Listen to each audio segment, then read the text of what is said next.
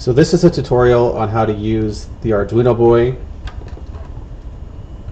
with the mGB MIDI cartridge. mGB standing for MIDI Game Boy. It's probably the easiest one to get started with. Arduino Boy supports other ROMs such as LSDJ, Almanizer, Chord, Nanoloop, etc. But mGB is probably the easiest if you just want to start making music really quickly and you don't want to have to deal with like a tracker. So this is the little fatty edition of the Arduino Boy. It has the 3.5mm MIDI outs and ins. So this is out over here to the side, and then in is right next to it. On the back we have two connectors. This one underneath the Arduino here is the Game Boy Color connector, and this one over here is the damage connector. So if we look at, for example, this crosslink cable that has both of those type, always want to go rounded side up.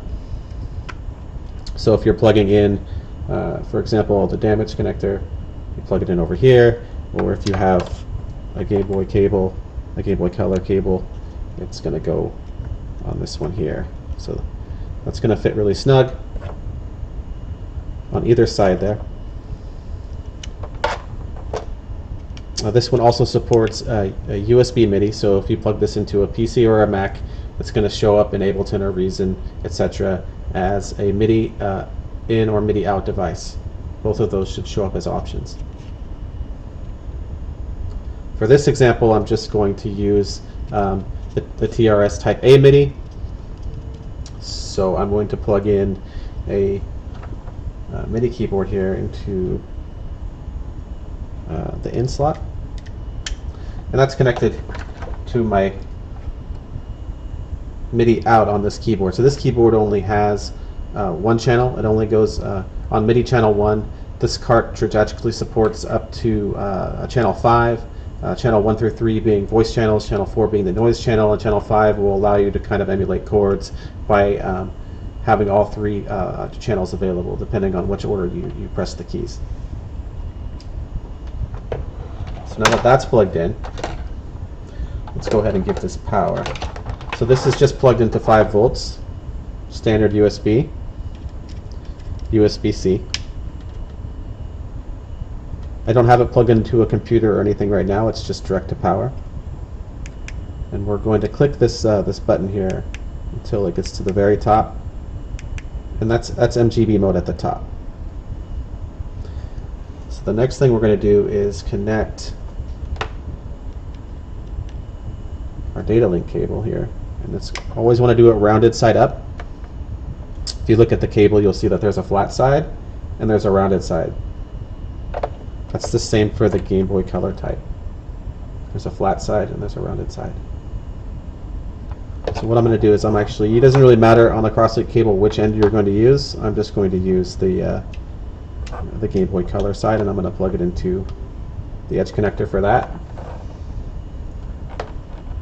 Alright, so now that's all plugged in.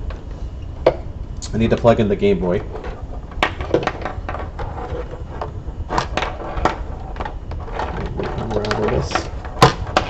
Alright. So we're just going to plug this in here to the Game Boy.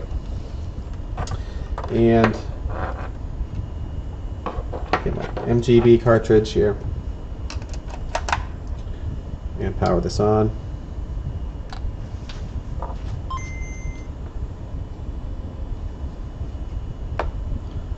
So mGB, like I said, has 4 channels visible here and a 5th channel you can't see because it's actually going to use the first 3 channels in order to help you emulate chords. But you can see I can also move around on these channels, and if I press A and use the directional pad, I can, this for example is pitch, I can go 2 octaves up or 2 octaves down. On the wave channel I can change the wave shape, I can change the envelope for attack and decay, and then we also have sweep and PB range.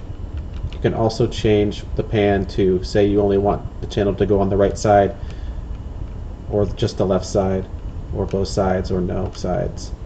You can select that there by holding A and using the D-pad.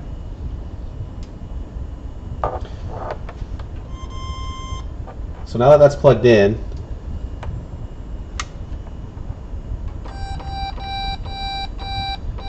when I'm pressing a key, you can see that channel 1 is lighting up.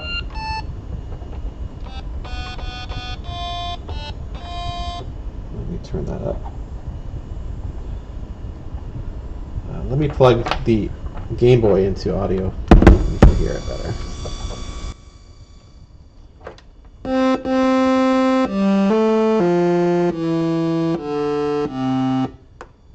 Now when I'm pressing the keys, the Arduino Boy channel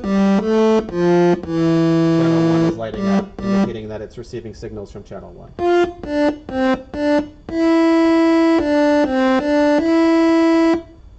So that's it.